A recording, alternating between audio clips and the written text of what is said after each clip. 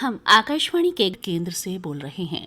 लीजिए अब सुनिए विशेष कार्यक्रम मन में है विश्वास।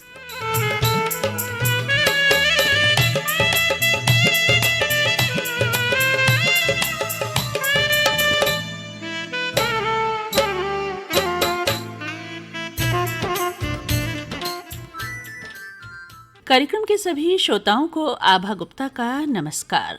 दोस्तों, सुंदर घने और काले बाल महिला की सुंदरता की पहचान माने जाते हैं, लेकिन इस धारणा को तोड़कर सौंदर्य प्रतियोगिताओं में सुंदरी चुनी गई एलोपेशिया से ग्रस्त केतकी जानी।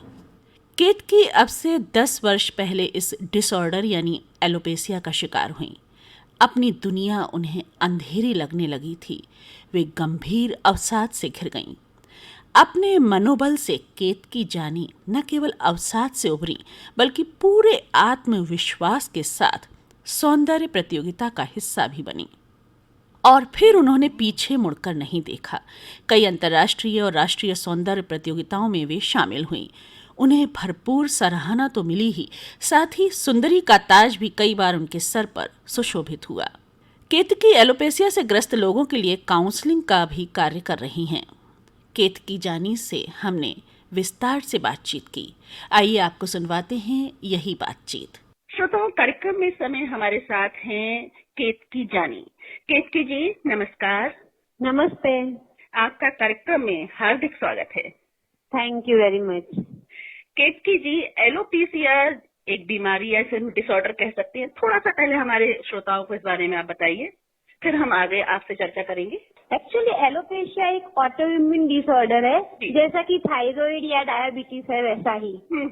उसमें और कोई प्रॉब्लम नहीं होता है शरीर में, सिर्फ हमारी जो इम्यून सिस्टम है वही अटैक करती है हेयर फॉलिकल्स को, और वो बाल बनने नहीं देती है जी।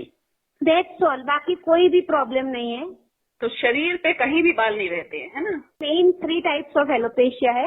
उसमें सबसे पहला एलोपेशिया ऐसा होता है कि उसमें हमेशा जो राउंड पेचिस में बाल जाते हैं, तो किसी के सर के ऊपर 2-4 जगह में ऐसे ऐसे राउंड पेचिस होकर खत्म हो जाता है, बस उतना ही उनको एलोपेशिया रहता है। दूसरे लोग हैं, उनको थोड़ा आगे बढ़कर उनके सर के सारे बाल चले जाते हैं। वो जो राउंड राउंड पेचिस होते हैं वो एक दूसरे को मिलते जाते हैं, पूरा सर के बाल निकल जाते हैं। उसको एलोपेशिया टोटालिस कहते हैं। जो हमने पहले टाइप देखा उसको एलोपेशिया इराटा बोलते हैं। और 3rd नंबर एक ये है जो मुझे है, उसको एलोपेशिया यूनिवर्सल बोलते हैं, जिसमें मेरे सर से शुरुआत हुई।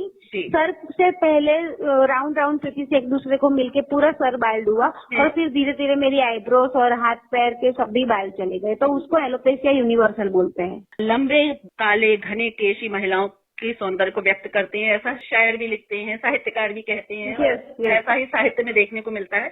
लेकिन आपने इस मिथक को तोड़ा, इस धारणा को गलत साबित किया अपने विल पावर से, अपने मनोबल से। तो थोड़ा सा उस समय से बताइए, जब आप इसका शिकार होना शुरू हुई तो कैसे आप निराशा में घिरी, फिर कैसे उस निराशा से आप उभरी?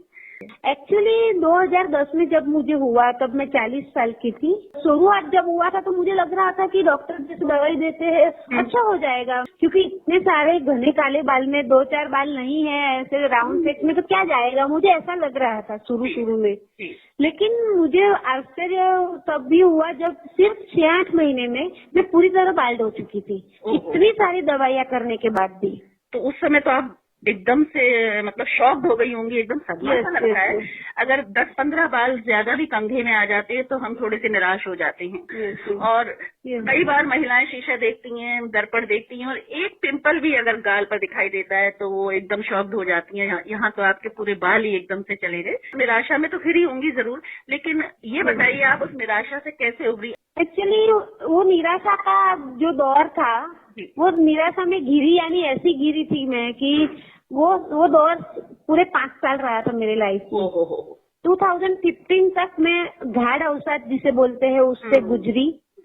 और एक्चुअली जैसा कि थायराइड या डायबिटीज में कैसा होता है ना कि कोई पतला हो जाता है, कोई मोटा हो जाता है, कोई बहुत खाने लगता है, किसी को भूख नहीं लगती है, वैसे ही अगर आपको एलोपेशिया होता है ना तो आपको एक साइड इफेक्ट कंफर्म है, और वो है डिप्रेशन।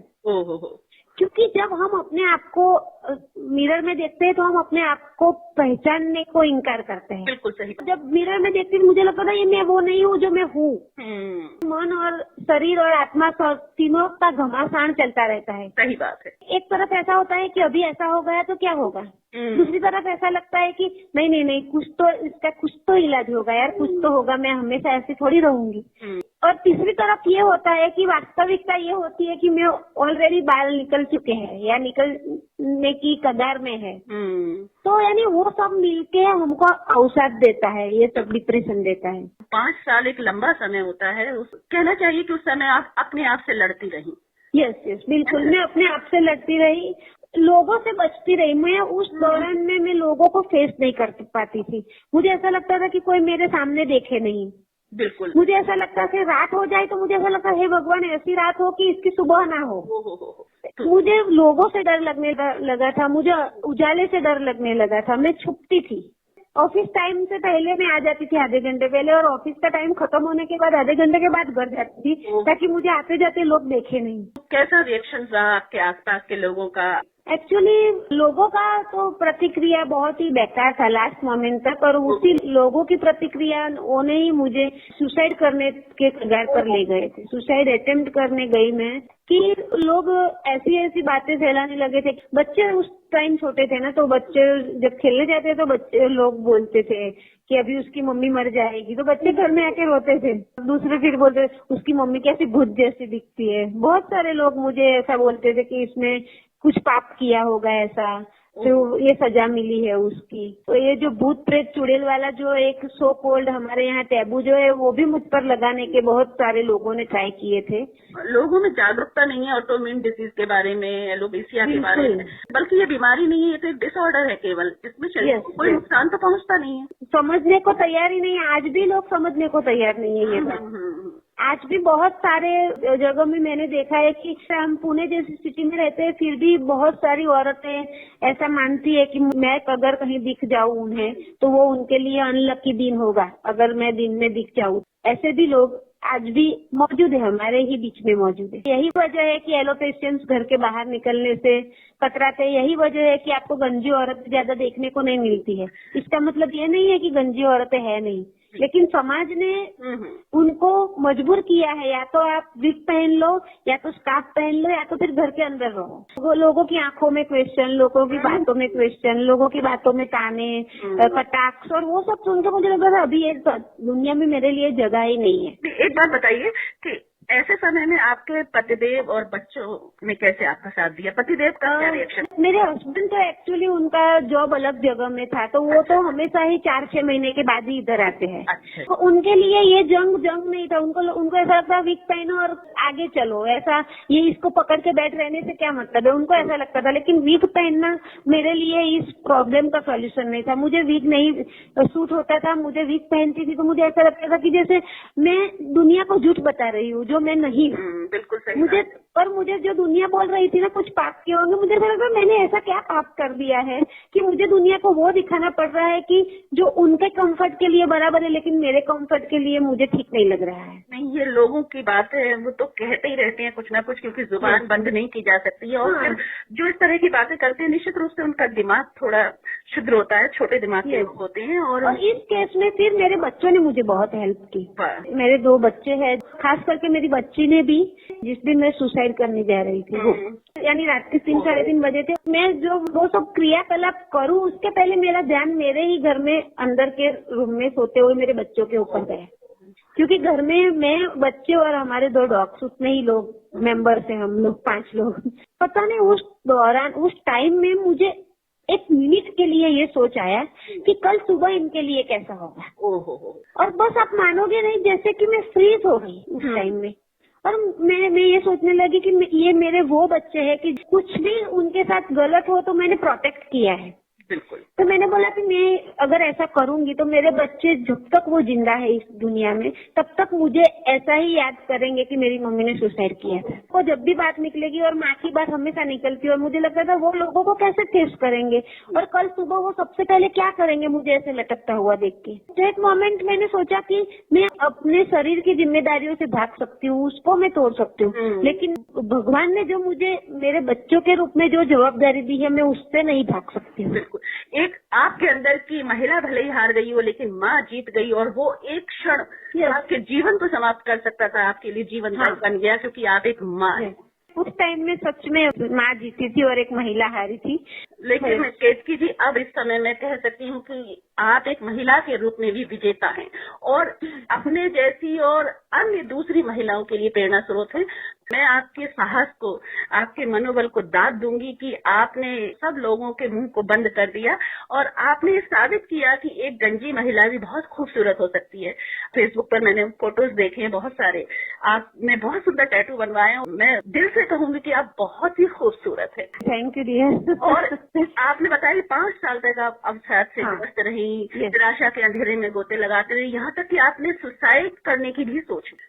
फिर किस तरह से आप सीढ़ी दर सीढ़ी चढ़ी, क्योंकि आपने बहुत सारी सौंदर्य प्रतियोगिताओं में भी भाग लिया और ये धारणा भी गलत साबित की कि केवल लंबे काले घने बालों वाली लड़कियां ही सुंदरी बन सकती हैं। तो किस तरह से ये सफर आरंभ हुआ, पहली सीढ़ी किस तरह से चढ़ी, किसने आपको प्रेरित किया? एक्चुअली जिस दिन ये हुआ उसी रात मैंने तय किया था कि अब जो 5 साल जिंदगी के गुजरे हैं ना वैसी जिंदगी अब नहीं होगी। कल से ही, यानी मैंने दूसरे ही दिन से तय किया था कि अब लोगों से डरना बंद, लोगों के सवालों से डरना बंद और अभी लोगों के सामने जाने का बिंदास। बिल्कुल। मैंने दूसरे ही दिन ऐसा तय किया कि अब लोगों की वजह से रोज रोज सुबह शाम नहीं मरूंगी। अब मैं उसी दिन मरूंगी जिस दिन मेरे लिए तय किया हुआ है भगवान ने। बिल्कुल। बस। और फिर मैं बिंदास बिना स्कार्फ कैप जाने लगी और लोग सिर्फ देखते थे, कोई कोई हंसते थे, लेकिन मैं उनके सामने ऐसे देखती थी जैसे कि उनको खा जाने चाहती हूँ, ऐसा ही देखती। और उस टाइम में क्या हुआ था, एलोपैथी की जो दवाइयाँ चल रही थी, पूरे 5 साल मैंने हर रोज कुछ न कुछ दवाइयाँ खाई थी। तो उस वजह से मेरा वजन जो था वो ऑलरेडी 80 to 85 kg हो चुका था। लोग हमेशा बोलते थे कि इसको बहुत अभिमान था ना उसके सौंदर्य का, उसके बालों का। बालों को हम हमेशा सोसाइटी में ब्यूटी से ही जोड़ते हैं। कैसे जिएगी बेचारी, जब ये लोग बोलते थे तब उनको ऐसा लग रहा था कि ऐसा बिना बाल सूरत लगती है। इवन मेरे फ्रेंड्स भी बातें करते थे ऐसी कि इसको तो कोई रात में देख लेगा ना तो भी कोई डर जाएगा, ऐसी दिख रही है। ये सब सुन के मुझे बहुत बुरा फील होता था, लेकिन और उस बातों को मैंने ऐसा सोचा कि अब मैं उन सबका सवाल का जवाब बन के बाहर आऊंगी और उसके लिए सबसे अच्छा माध्यम यही है कि मैं ऐसा कोई चीज ढूंढूं कि जहाँ पर लोग सौंदर्य के लिए देखते हैं। बिल्कुल। और इसीलिए उस दौरान में मैंने सोचा कि सबसे पहले मैं अपने शरीर के ऊपर काम करूंगी। मैंने दूसरे ही दिन से मैंने डाइटिंग और जो नेचुरोथेरेपी का इफेक्ट और उसका मैंने सहारा लिया, शरीर को ठीक किया। 80 to 85 kg का जो गोनी बन चुकी थी मैं दवाइयाँ स्टीरॉइड्स खा खा के, वो सब स्टॉप कर दिया मैंने। और सिर्फ 6 से 8 महीने में फिर से मैं 50 के ऊपर आ गई। और उस टाइम में 50 के ऊपर आई थी, वो आज भी मैं 50 से 55 से आगे नहीं हुई हूँ। कौन कौन सी सौंदर्य प्रतियोगिताओं में आपने भाग लिया? एक बार ऐसे ही सर्चिंग कर रही थी, मैंने देखा था मिसिस इंडिया वर्ल्ड वाइड का, वो उसमें एक फॉर्म था, वो मैंने डाउनलोड किया। उसमें लिखा हुआ था, वो अलग अलग कॉलम में लिखा होता है हेयर करके, तो उसमें बताना होता है हेयर कितने लंबे है, कर्ली है, स्ट्रेट है, कलर कौन सा है। तो मैंने उसमें लिखा नो हेयर, बाकी सब भर दिया और भेज दिया। मुझे लगता था कि नसीब होगा तो कुछ होगा, लेकिन मेरे आश्चर्य के बीच तीसरे चौथे दिन ही उन आयोजक से उनका फोन आया कि you are selected for next round करके। अच्छा। वहाँ से सफर शुरू हुआ। वो फिर तो एक के बाद एक बहुत सारे ब्यूटी पेजेंट हुए और लास्ट में जिसे पीक माना जाता है मिसिस यूनिवर्स, जो 2018 में सीबू फिलीपींस में हुआ था, उसमें मैं भारत का प्रतिनिधित्व भी करके आई मिसिस यूनिवर्स 2018 में। और मुझे मिसिस यूनिवर्स कॉन्फिडेंट वैसा उसमें भी अवार्ड मिला। और मिसिस यूनिवर्स में गई उसके पहले मेरा मेन एम तो क्या होता है, कोई भी स्टेज होता है तो एलोपेशिया को अनकवर करने का। उसके पहले जो प्रतियोगिता थी वो मिसिस इंडिया सीज इंडिया थी, जो दिल्ली में हुई थी, और उसमें उसकी डायरेक्टर है मिसेस ऋचा सिंह।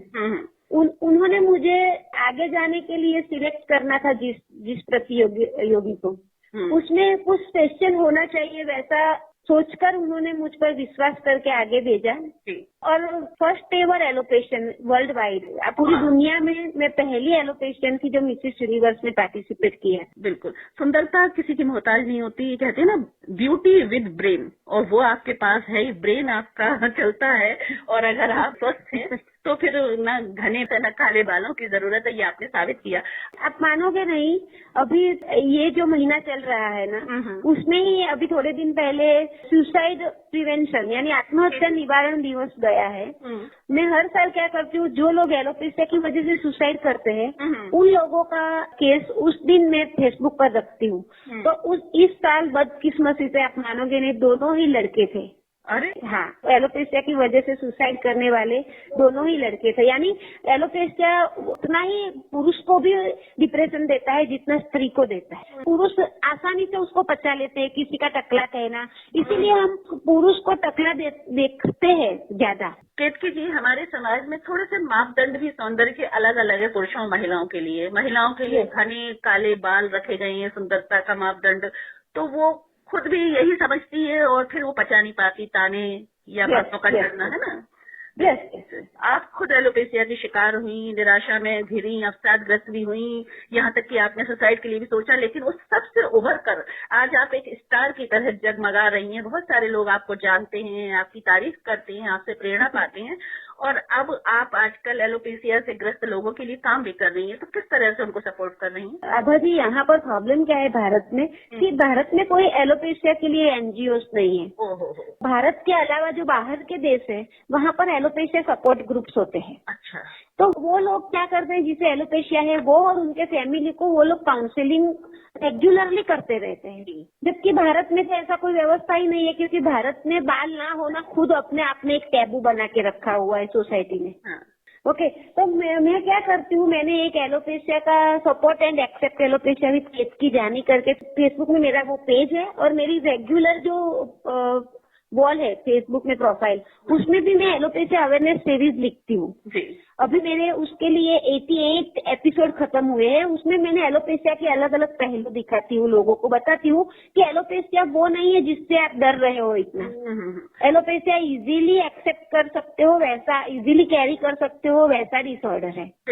और दूसरा, लोग मुझे इनबॉक्स में क्वेश्चन करते हैं और मैं लोगों को काउंसलिंग करती हूँ। अभी फिलहाल मैं पर्सनली ये सब करती हूँ, लेकिन आगे जाकर मैं एक एलोपेशिया सपोर्ट ग्रुप भारत में देखना चाहती हूँ।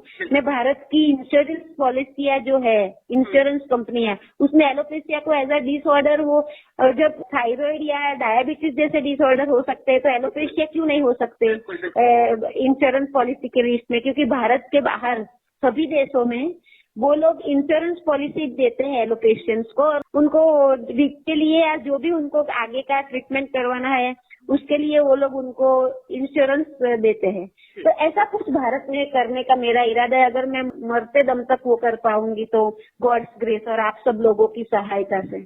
बिल्कुल, आप जरूर कर पाएंगी, क्योंकि आपकी पावर स्ट्रांग है, आप में कुछ करने की लगन है, उत्साह है, और निश्चित रूप से आप बहुत बेहतर काउंसलिंग कर सकती है। क्योंकि जो व्यक्ति जिस संघर्ष में तप के निखरा होता है, उस एक तरह से कहना चाहिए उसे ज्ञान प्राप्ति हो जाती है, वो निखर करके एकदम सोना बन जाता है। फिर अगर वो किसी व्यक्ति को समझाइश देता है तो बिल्कुल उसकी समझ में आएगी ये बात, और आपकी बातें उन्हें प्रेरणा प्रदान करेंगी। अच्छा केतकी जी, मैंने आपके बारे में पढ़ा था कि एक सौंदर्य प्रतियोगिता में आप भाग लेने गई, तो वहाँ पे जो प्रसिद्ध फिल्म अभिनेत्री है जीनत अमान जी वहाँ पर की, तो उन्होंने आपसे ऐसा क्या कहा? बहुत अच्छा लगा, थोड़ा सा हमारे श्रोताओं को घटना के बारे में बताइए। एक्चुअली जो मिसेस इंडिया वर्ल्ड वाइड का लास्ट राउंड था, उसमें पूरे इंडिया के 3000 में से मैं फाइनल 10 में चुनी गई थी।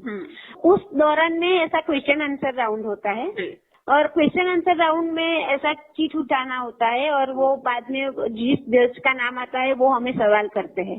तो मेरे उसमें जीनत अमान जी आए थे, मैंने उनका सवाल जवाब सभी व्यवस्थित दिए थे, आंसर किए थे।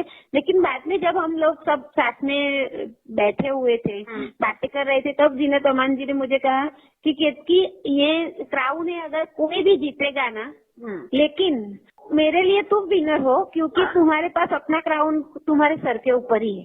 क्या बात है, बहुत बढ़िया। उन्होंने कहा कि केतकी तुम मानोगी नहीं कि अगर कॉम करते हैं ना तो हर रोज 10 बाल निकलते हैं, एक दिन अगर भूल से भी 30-40 निकल जाए ना तो रात भर नींद नहीं आती है हमें। बिल्कुल सही बात है। हाँ, तो और ऐसे में तुम ऐसा इतना हिम्मत करके बाहर निकलती हो, वो कितनी बड़ी बात है। वो बोलते हैं कि पूरा का पूरा बॉलीवुड में कहीं भी तुम देखो, कोई भी रेगुलर शो भी होते हैं ना, उसमें भी जो हीरोइन होते हैं वो हेयर एक्सटेंशन के बिना काम नहीं करती है। बिल्कुल। क्योंकि वो जो दिखते हैं वो उनके ओरिजिनल हेयर तो होते नहीं है, वो हेयर एक्सटेंशन यूज करते हैं। और ऐसे में तुम्हारा ये अलग वेव में जाना, वो अपने आप में ही बहुत बड़ी बात है। और उन शब्दों से मुझे सच में बहुत ही प्रोत्साहन मिला था कि नहीं, मैं राइट ट्रैक पर हूँ और मुझे इसी ट्रैक पर आगे बढ़ना है। बिल्कुल, आपने साबित कर दिया कि बिना बालों के भी कोई महिला खूबसूरत हो सकती है। और आपके जो सिर के ऊपर बिना बालों के जो टैटू दिखाई देते हैं वो बेहद खूबसूरत है। और ऐसा ही आभा जी एक और भी एक्सपीरियंस है। जो मिसेस इंडिया का फाइनल था ना, उसमें भी जब मुझे क्राउन दिया गया तब उसके होस्ट थे फेमस एक्टर अमन वर्मा जी। तो अमन वर्मा जी ने जब हम सब लोग क्राउन पहन के खड़े थे, तभी उन्होंने बोला कि ये क्राउन सबसे अच्छा केतकी जानी के सर के ऊपर लग रहा है। तो ये सब चीजें प्रोत्साहन, ये जो शब्द होते हैं वो हमेशा याद रह जाते हैं। बिल्कुल, मतलब अपने आसपास के लोगों से शुरू में आप भले ही उपेक्षित हुई हो, निराश हुई हो, लेकिन जब आप लाइमलाइट में आई और सौंदर्य प्रतियोगिताओं के मंच पर पहुंची तो वहाँ बराबर तारीफ मिली और शायद आपने पीछे मुड़कर नहीं देखा होगा, आगे बढ़ती गई, है ना? यस, बिल्कुल बिल्कुल बिल्कुल। मेरी और सभी श्रोताओं की शुभकामनाएं आपके साथ है कि केतकी जी आप इसी तरह से आगे बढ़ती रहें और बहुत सारे लोगों के लिए प्रेरणा बनती रहें। अच्छा, ये तो एलोपेशिया की बात हुई, लेकिन बहुत सारी ऐसी जिंदगी में घटनाएं होती हैं, स्वास्थ्य के साथ कुछ वजह होती है महिलाओं की, जो तुरंत निराश हो जाती हैं और अवसादग्रस्त हो जाती हैं और इस तरह से वो अपने घर में भी एक क्लेश या समस्या पैदा कर देती हैं। तो उन सभी महिलाओं के लिए आप क्या संदेश देना चाहेंगे? आपकी बात सही है, सिर्फ एलोपेशिया नहीं, हर एक महिला में हमेशा हमें कुछ न कुछ कमी, हर एक को ऐसा फील होता है। किसी को लगता है कि मैं काली हूँ, किसी को लगता है कि मैं छोटी हूँ, किसी को लगता है मैं मोटी हूँ। मैं उन सबको कहना चाहती हूँ कि आप जैसे भी हो, आप खूबसूरत हो। बिल्कुल, ऐसा अपने आप को हर रोज आपको बोलना चाहिए।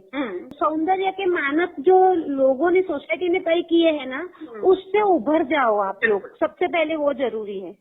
और उसके लिए सबसे पहले आप अपने आप को एक्सेप्ट करो। बिल्कुल, आप जब अपने आप को प्यार करोगे ना तो कोई प्यार करेगा। और तो बात की एक बात कि खुद से प्यार करो तो आप दूसरे आपसे प्यार करेंगे। आप खुद को उपेक्षित रखोगी तो दूसरे तो आपको ताने देंगे ही और यस। और कोई आपको बोले या ना बोले, लेकिन हर रोज सुबह मिरर में देख के खुद को आई लव यू बोलने का, बस। बिल्कुल सही बात है, निश्चित रूप से। और अगर आपका मन स्वस्थ होगा तो तन भी स्वस्थ होगा, तन स्वस्थ होगा। आपका मन स्वस्थ है, आप स्वस्थ है, आप अपने शरीर को हेल्दी रखो, अपना ध्यान दो।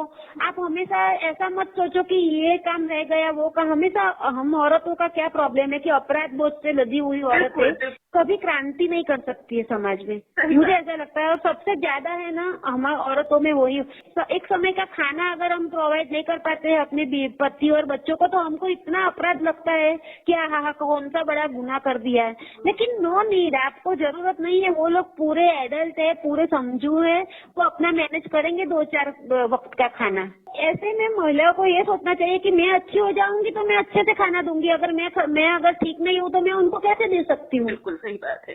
जब पति और बच्चे बीमार होते हैं तो वो लोग आराम करते हैं ना। बिल्कुल, वही हक महिलाओं का भी है। हम महिलाएं क्या है, हक फर्ज अदा करने के लिए इतने उतावले होते हैं ना, बावले हो जाते हैं, और उसमें हम अपने आप को ही इग्नोर करते हैं। ऐसे में मुझे महिलाओं को यही कहना है कि आप अपने आप को इतना फिट और इतना हेल्दी रखो कि आप एकदम खुशी से वो सब कर पाओ। बिल्कुल सही बात है कि जरूरी नहीं है कि हर बचा हुआ खाना आपके पेट में ही जाना चाहिए, जरूरी नहीं है। बिल्कुल सही बात है, क्योंकि आप अपनी उपेक्षा करेंगी तो दूसरे तो करेंगे ही। यस। खुद का रिस्पेक्ट करना हम खुद शुरू करेंगे, खुद ब खुद सोचने लगेगी ना। यानी क्या होता है, हम लोग अपने कंफर्ट जोन से बाहर आना नहीं चाहते, तो वो कंफर्ट जोन से बाहर निकलकर कुछ करना चाहिए, कुछ सोचना चाहिए। केतकी जी, आपकी जो संघर्ष की गाथा है, यानी कि आपने अपने जीवन में इन 10 सालों में जो भी संघर्ष किया, उस पर एक उपन्यास भी लिखा गया। थोड़ा सा उस बारे में हमारे श्रोताओं को बताइए। यस, बिल्कुल आभा जी। उस उपन्यास का नाम है अग्निजा और वो 2 पार्ट में है। गुजराती के सीनियर जर्नलिस्ट और साहित्य अकादमी अवार्ड विनर बहुत ही जो पढ़े जाते हैं, वैसे लेखक है जो प्रफुल्ल शाह, उन्होंने लिखा है ये उपन्यास और उसका नाम है अग्निजा, यानी अग्नि की पुत्री, अग्नि से पैदा हुई। हाँ, यस, अग्नि से मिली हुई, जो यानी जीवन के अग्नि से तप के जो बाहर आए हैं। बिल्कुल, वैसे उस हिसाब से उनका ये आइडिया था। और वो अभी गुजराती में है, बहुत ही कम समय में वो हिंदी में, मराठी में और इंग्लिश में तीनों में प्रकाशित होने जा रही है। बहुत बढ़िया। हिंदी में जैसे ही आएगा मैं उसे जरूर पढ़ूंगी, हमारे श्रोता सुन रहे हैं वो भी पढ़ना चाहेंगे। मैं इंतजार कर रही हूँ। और निश्चित रूप से आपकी जो कहानी है, आपके जीवन की जो गाथा है, वो तो लोगों को प्रेरणा देती है, और ये उपन्यास जो लोग पढ़ रहे होंगे या पढ़ेंगे हिंदी में आगे, उन्हें भी प्रेरणा मिलेगी। बिल्कुल। और आभा जी, आप जैसे वेल विशर्स के आशीर्वाद से वो उपन्यास गुजराती की बेस्ट रीडर बुक है अभी फिलहाल। अरे वाह, क्या बात है, बहुत बहुत बधाई आपको। केतकी जी, आपका जो जीवन है, आपका जो व्यक्तित्व है, वो एकदम हरा कुंदन है और बहुत सारे लोगों के लिए प्रेरणा है। आपने समय निकाला और आप हमारे कार्यक्रम से जुड़ी, ये खास बात है। एनी टाइम, मुझे अच्छा लगता है। एक्चुअली ये सभी जो स्टेजेस है ना, वो मेरे लिए एलोपेशिया अनकवर मिशन को सक्सेसफुल करने वाले ये सब स्टेज है कि आप लोगों की वजह से मैं लोगों तक पहुंच पाती हूँ। तो मैं आपको भी शुक्रिया कहना चाहूंगी। तो आपका बहुत बहुत धन्यवाद केतकी जी, नमस्कार। थैंक यू वेरी मच, नमस्ते। तो अभी आप सुन रहे थे केतकी जानी से की गई ये बातचीत। निश्चित ही ये बातचीत आपको रोचक भी लगी होगी और प्रेरक भी साबित हुई होगी। मन में है विश्वास ये कार्यक्रम आप सुन रहे हैं आकाशवाणी के ग्वालियर केंद्र से। श्रोताओं, आज हम याद कर रहे हैं अमर शहीद क्रांतिकारी भगत सिंह को, जिनकी आज जयंती है। भगत सिंह बहुत कम उम्र में ही भारत की आज़ादी के लिए मुस्कुराते हुए फांसी के फंदे पर झूल गए थे। 1928 में लाहौर में साइमन कमीशन के खिलाफ जुलूस के दौरान ब्रिटिश अधिकारियों के लाठीचार्ज में लाला लाजपत राय की मृत्यु हो गई। पंजाब में लाला जी का खास प्रभाव था और उनकी मृत्यु ने भगत सिंह को अंदर तक झकझोर दिया और उन्होंने साथियों शिवराम राजगुरु, सुखदेव और चंद्रशेखर आज़ाद के साथ मिलकर लाठीचार्ज का आदेश देने वाले जेपी सैंडर्स को गोली मार दी। फिर ट्रेड डिस्प्यूट कानून के खिलाफ विरोध दर्शाने के लिए सेंट्रल असेंबली में ऐसे स्थान पर बम फेंका जहां कोई नहीं था। 7 अक्टूबर 1930 को भगत सिंह को उनके साथियों के साथ सजा सुनाई गई और 23 मार्च 1931 को भगत सिंह, राजगुरु और सुखदेव को फांसी पर चढ़ाया गया। श्रोताओ, जिस दिन उन्हें फांसी दी गई उस दिन वे मुस्कुरा रहे थे। शहीदों की चिताओं पर लगेंगे हर बरस मेले, वतन पर मरने वालों का यही बाकी निशा होगा। घड़ी अब मुझे इशारा कर रही है कि मैं आपसे विदा लूं, तो जहाँ तक संभव हो घर में ही रहिए। बहुत ज़रूरी काम हो तभी बाहर निकलिए और बाहर निकलने पर मास्क ज़रूर पहनिए, सोशल डिस्टेंसिंग का पालन करिए और हाथों को बराबर सैनिटाइज करते रहिए। तो अब अनुमति दीजिए आभा गुप्ता को। नमस्कार।